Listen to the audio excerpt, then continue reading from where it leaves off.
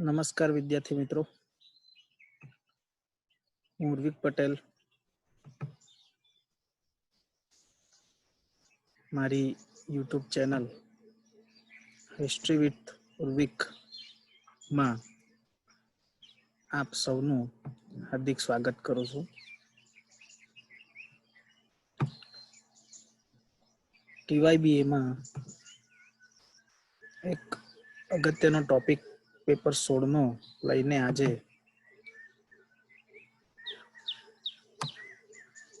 આપની સમક્ષ આવ્યો છું, જેનું નામ છે ગ્રીસમાં ઉમરાવશાહી. પેપર નંબર 2 નો આ સવાલ છે. ખૂબ જ પેપર નંબર 16 નો યુનિટ નંબર 2 નો આ સવાલ છે. ખૂબ જ અગત્યનો સવાલ છે. પરીક્ષામાં પૂછાવા માટે પણ ખૂબ જ ઇમ્પોર્ટન્ટ છે. એની અંદર જે એનો સમયગાળો છે ઈસવીસન 753 થી 650. એની અંદર આપણે વાત કરીએ એ પહેલા આપણે મારા વિષયના તમામ વિડીયો, એટલે કે ઇતિહાસ વિષયના મોટે ભાગેના પેપરના તમામ વિડીયો હિસ્ટ્રી વિથ ઉર્વિક નામની યુટ્યુબ ચેનલ પરથી પ્રાપ્ત થશે. જસ્ટ ગો અને તમે સર્ચ કરશો એટલે તમને બધા જ ટોપિક ત્યાંથી પ્રાપ્ત થશે. જે વિદ્યાર્થીઓ પહેલીવાર આ લેક્ચર જોઈ રહ્યા છે એમને કદાચ બીજા ભૂતકાળમાં મારા ઉતારેલા વિડીયોનો પણ લાભ થઈ શકશે. ઉમરાવશાહી શું છે? સૌથી પહેલા એ સમજવાનું છે. Is a form of government. એવા હાથમાં જે સ્મોલ પ્રિવિલેજ રૂલિંગ ક્લાસ કહી શકાય એ પ્રકારના ઉમરાવોના હાથમાં જ્યારે સત્તા જાય એને ઉમરાવશાહી કહેવાય. આગળ એને વધુ સમજીએ તો ગ્રીસમાં હોમર યુગમાં આપણે જોયું કે ત્યાં એક વડીલોની સભા નામે બ્યુલ નામક એક વડીલોની સભા શરૂ થઈ હતી. આ વડીલોની સભા રાજાને શાસન કઈ રીતે કરવો એની સલાહ આપવા માટે હતી. અહીં કેટલાક જે ઉમરાવો હતા, વડીલો હતા, એમને કાયમી સ્થાયિત્વ આપવામાં આવ્યું આ બ્યુલમાં.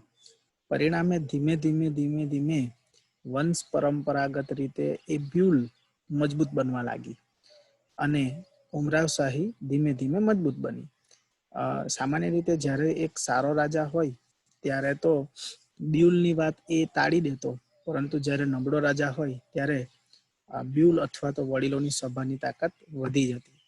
પરિણામે ઉમરાવશાહીનો એક સમયગાળો ગ્રીસની અંદર અગ્રેસર બન્યો.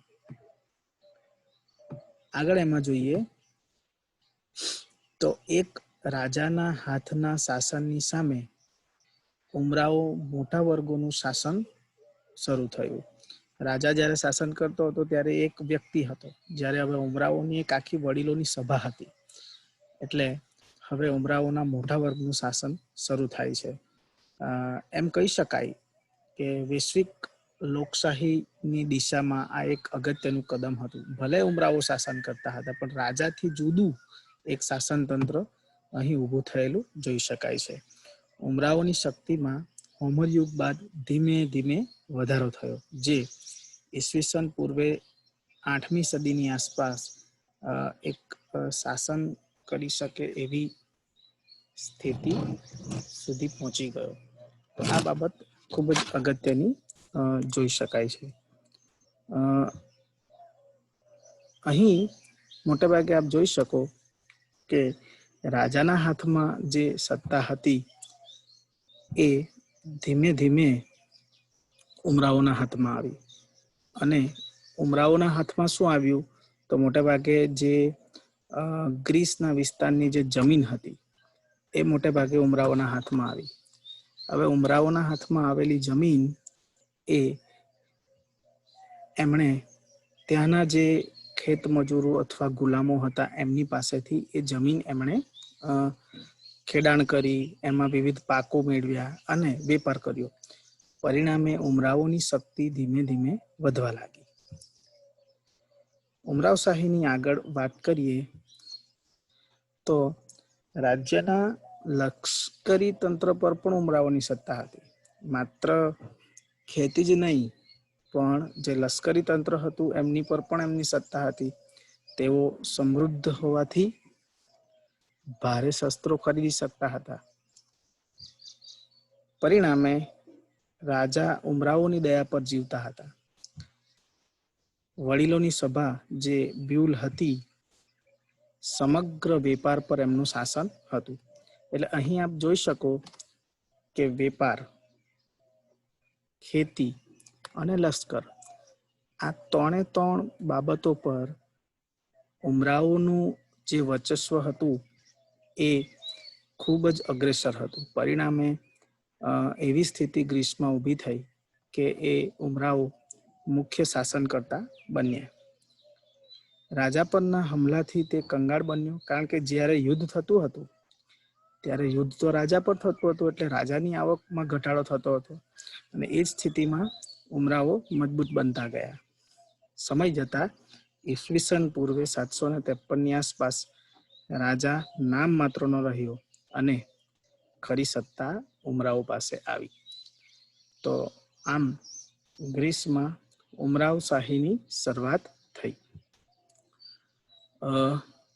આગળ જોઈએ તો ઈસવીસન પૂર્વે 753 થી ઈસવીસન પૂર્વે 650નો સમયગાળો ગ્રીસમાં ઉમરાવ યુગ તરીકે ઓળખવામાં આવે છે.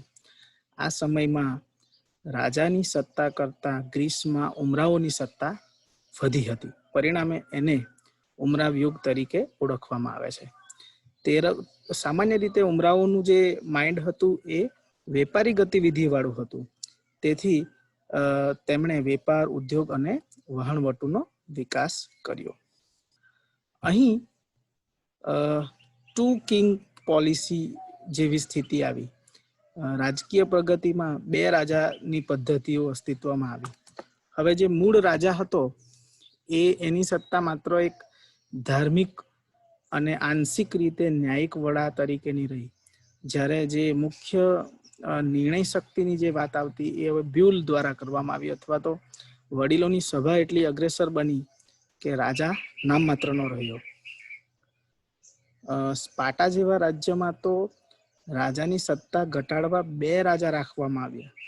એટલે અહીં રાજાની ફરજો માટે ઉમરાવોમાં ચૂંટણી પણ થવા લાગી. એટલે જે રાજા દ્વારા વિવિધ ફરજો નું અનુપાલન કરવામાં આવતું હતું એ સ્થિતિમાં હવે એ રાજાની બદલાએ ઉમરાવોમાંથી કોણ કામ કરશે, તો એ માટે ઇલેક્શન પણ કરવામાં આવ્યું.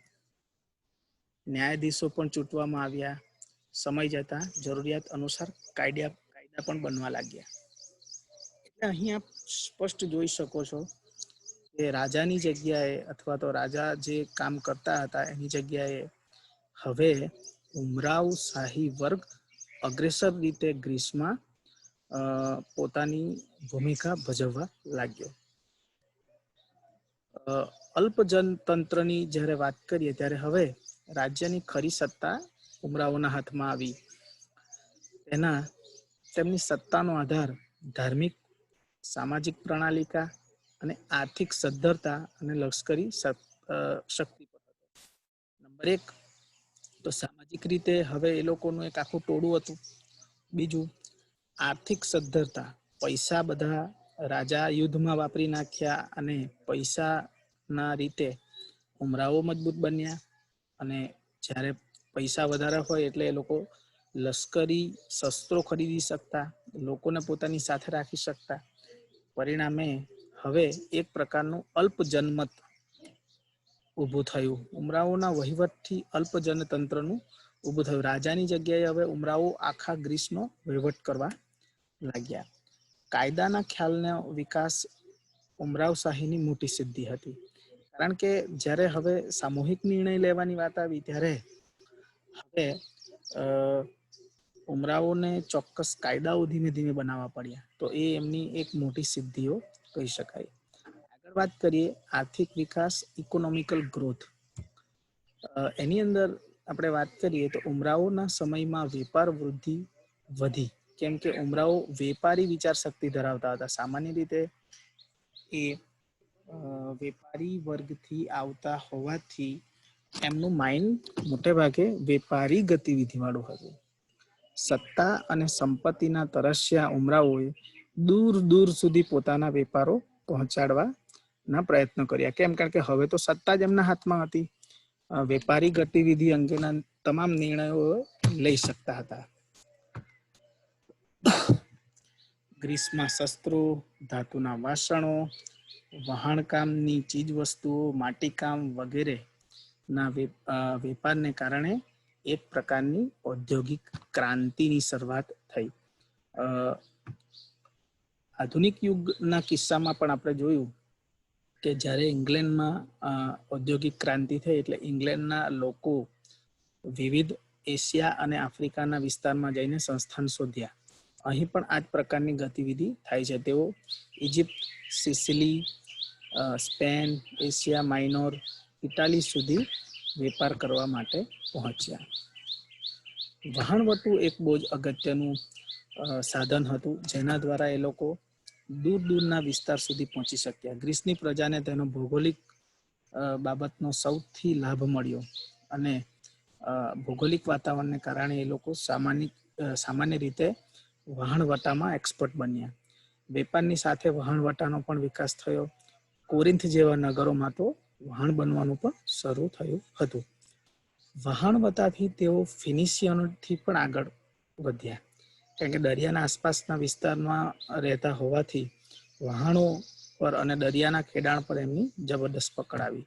એ બહુ અગત્યની બાબત કહી શકાય. ચલણની જ્યારે વાત કરીએ ત્યારે વેપારના વિકાસ સાથે ચલણનો પણ અથવા તો વિનિમય માધ્યમનો પણ વિકાસ થાય એ ખૂબ જ સ્વાભાવિક બાબત છે. બેબીલોનના અનુકરણથી એમણે સિક્કાઓ અપનાવ્યા. એથેન્સ નિવાસીઓએ ચાંદીના સિક્કા બનાવ્યા, જેમને તેઓ ડૂચમા તરીકે ઓળખતા હતા. તો આ રીતે ચલણની બાબતો પણ અગત્ય રીતે, કારણ કે ચલણ ક્યારે અસ્તિત્વમાં આવે? જ્યારે વેપારિક ગતિવિધિઓ જબરદસ્ત થતી હોય ત્યારે. તો ઈસવીસન 6ઠી સદીમાં તો એવી એક કહેવત પડી કે સંપત્તિ માનવને ઘડે છે, એ એક સૂત્ર પ્રચલિત બનેલું જોઈ શકાય છે.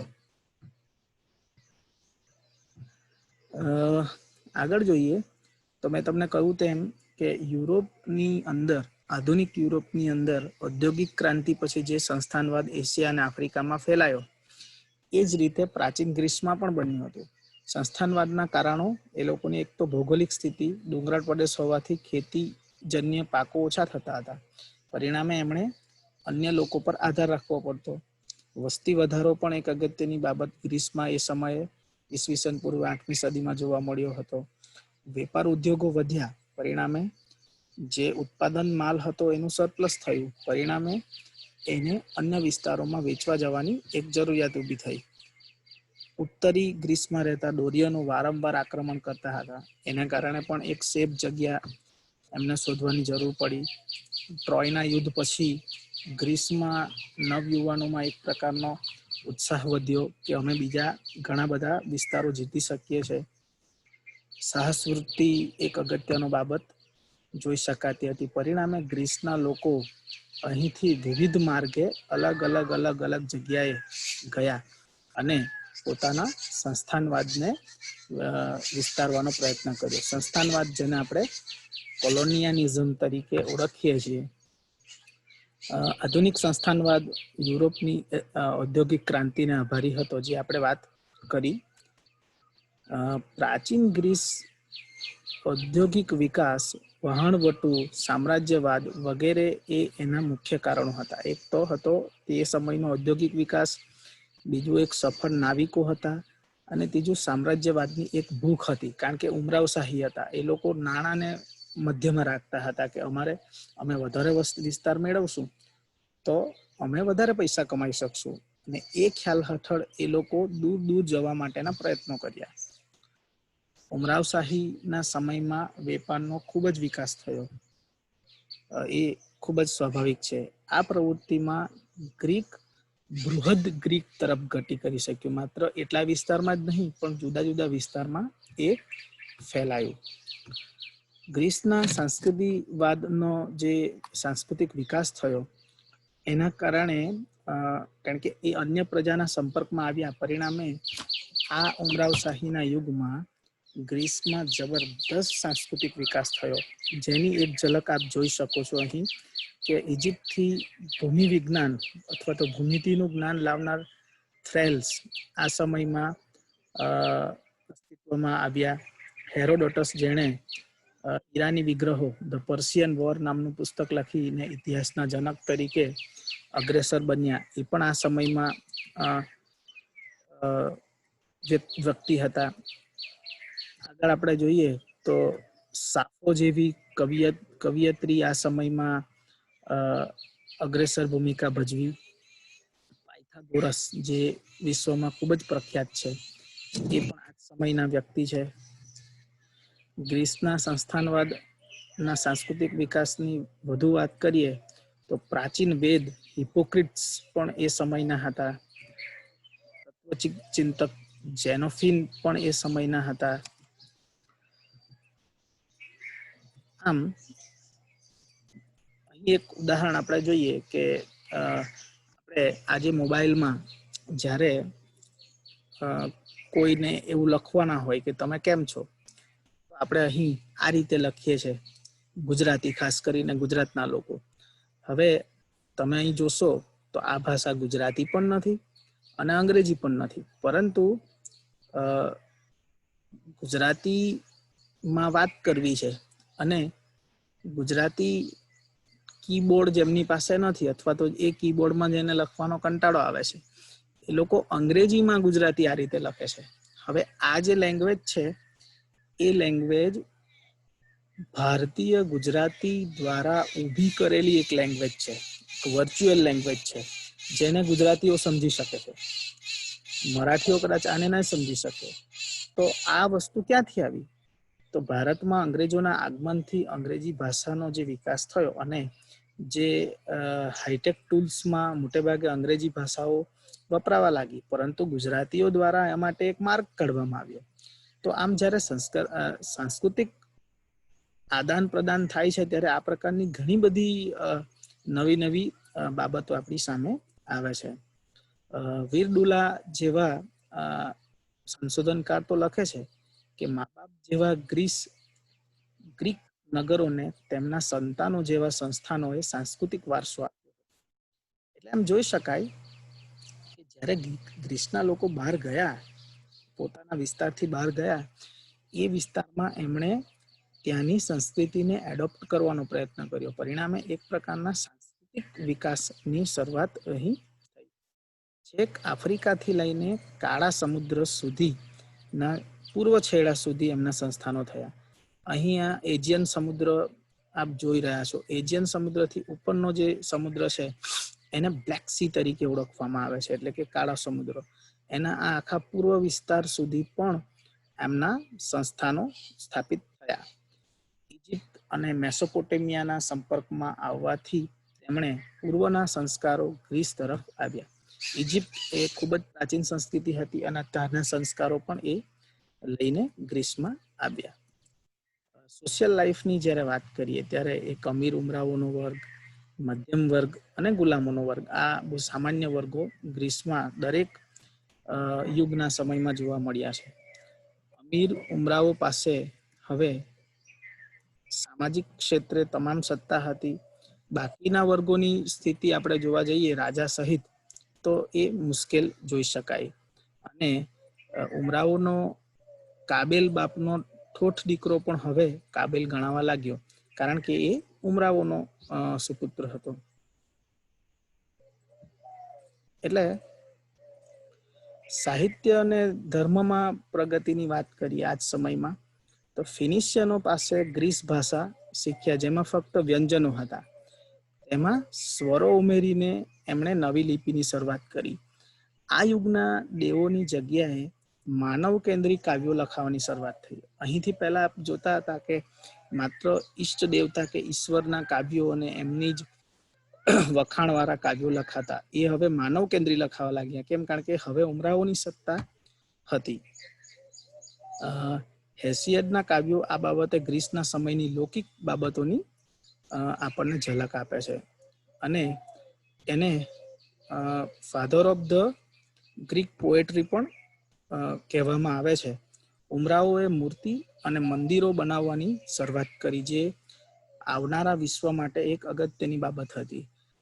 લાકડા પર કપડું પહેરાવીને એ લોકો પૂજા કરતા હતા. સામાન્ય રીતે પ્રકૃતિ પૂજકો મોટા ભાગે શરૂઆતમાં આ જ પ્રકારના